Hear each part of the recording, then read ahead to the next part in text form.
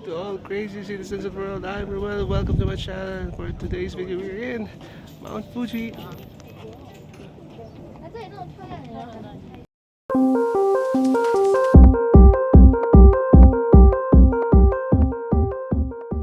Hep, bago tayo makapunta sa Mount Fuji, magta-travel muna tayo via Cebu Pacific ng almost 3 hours and 40 minutes. And after that, touchdown Japan tayo via Narita Airport. At para masimulan ang paglipad sa Japan, kinakailangan natin mag-claim ng Pasmo card. From Narita Airport to Asakusa, kung saan ang hotel namin nakakahalaga ito 2,570 yen. Napakakitang Pasmo card dahil may picture ito ng mga Sanrio characters at Hello Kitty. Almost 1 hour and 50 minutes ang travel time mula sa Narita Airport papunta sa Asakusa, kung saan kami nakapag-book ng hotel. Maliban nga sa Pasmo card, maaari ka rin gumamit ng Suica card na magagamit mo sa pag-purchase ng ticket sa subway at iba pang public transportation.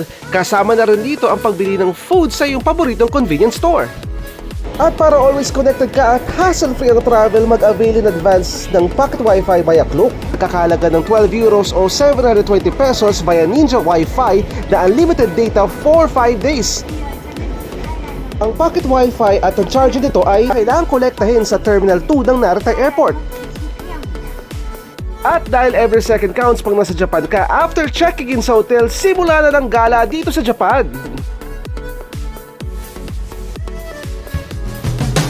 Dahil nagutom tayo, susugod tayo sa isa sa pinakasikat na ramen dito sa Japan, ang Ichiran Ramen. Hindi mo maitatanggi na famoso ang ramen shop na ito dahil pinipilahan lamang ito ng napakarami mga turista, pati na rin ng mga lokal dito. Bakit kamo? Ito lang naman ang ramen shop na kauna-unahang naging Michelin star sa buong mundo.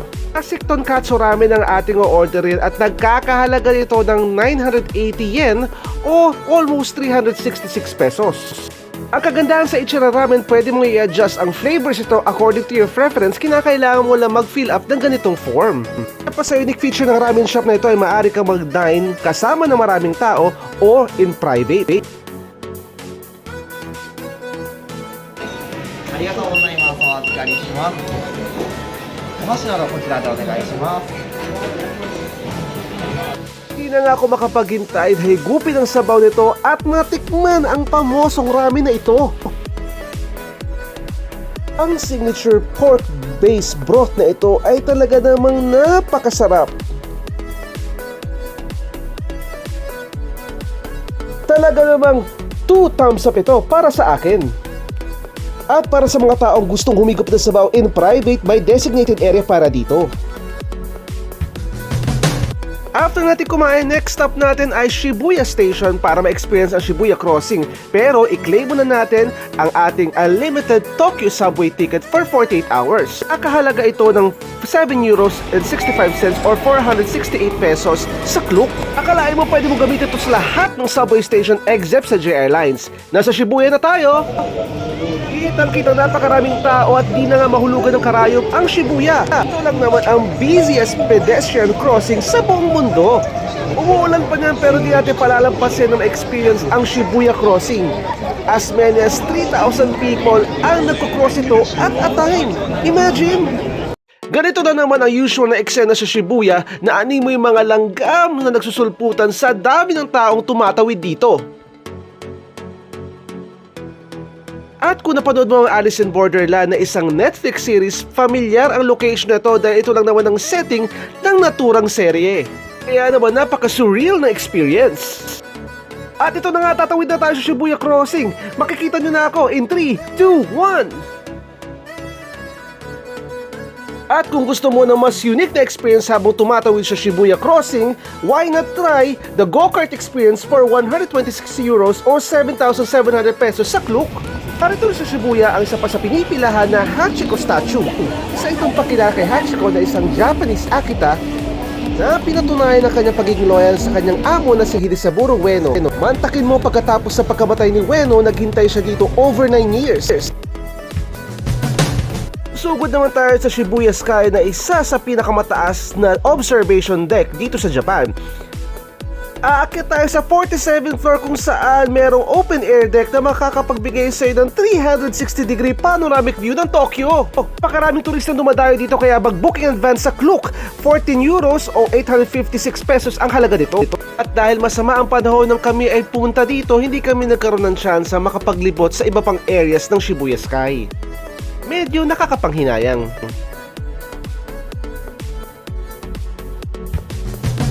Susugod naman tayo sa Kaminaramon at Sensoji Temple.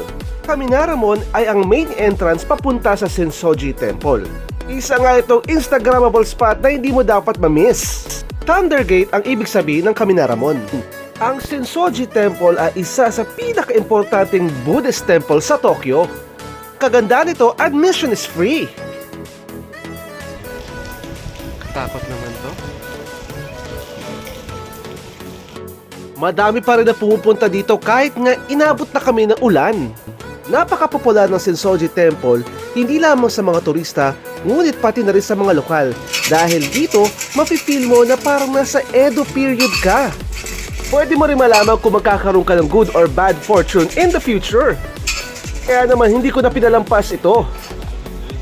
Nakakakaba at nakakabigla dahil bad fortune ang meron ako. At para maiwasan ang pangyayari ito, kinakailangan mo siyang itali dito. At syempre, sabayan na rin ang dasal. Tatagpuan mo dito ang 5-storied pagoda, pati na rin ang mga busy side streets at specialty shops ng Nakabisidori Street. Ilan lamang ito sa mga pwede mong makita at gawin sa lugar na ito.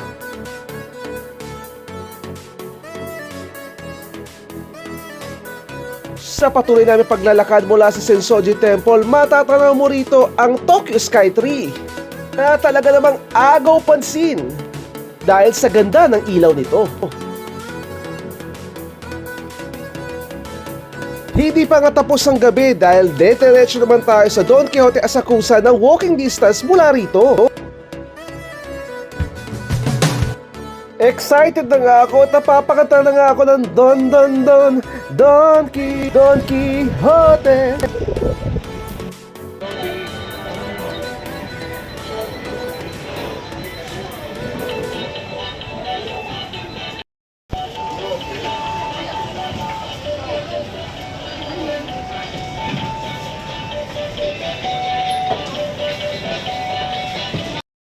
Napakaraming pwedeng mabili rito.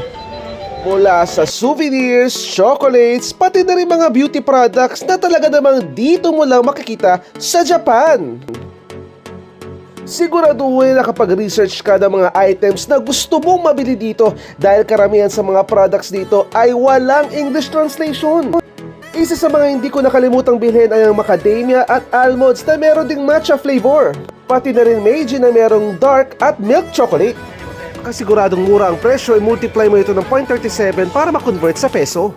Pwede mo na rin may uwi sa Pinas ang Ichiran at ipatikim sa iyong loved ones. Nagkakahalaga ito ng 3,150 yen or 1,172 pesos. Dito ka rin makakita ng KitKat na may sari-saring flavors mula sa original chocolate, pati rin sa matcha, strawberry at kung ano-ano pa.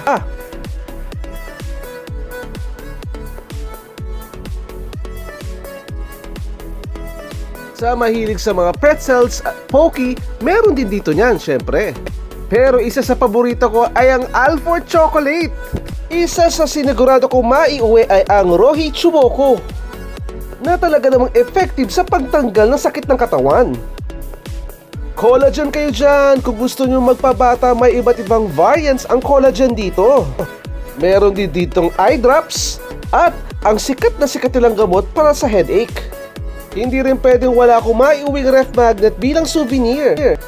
At sa mga fans ng Pokemon dyan, heaven ang Don Quixote dahil napakaraming stuffed toy na mabibili rito.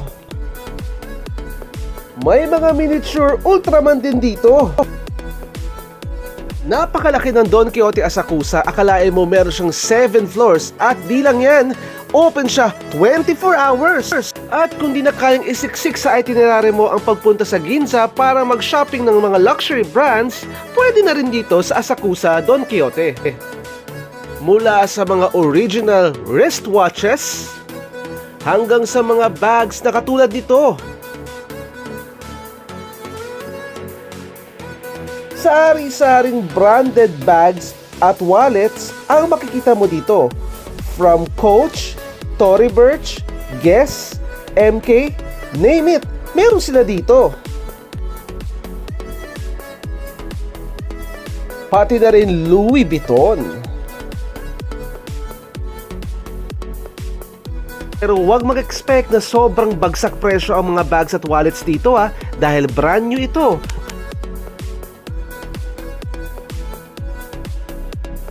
Na lamang ng LV na ito, 447,900 Japanese yen o 166,774 pesos.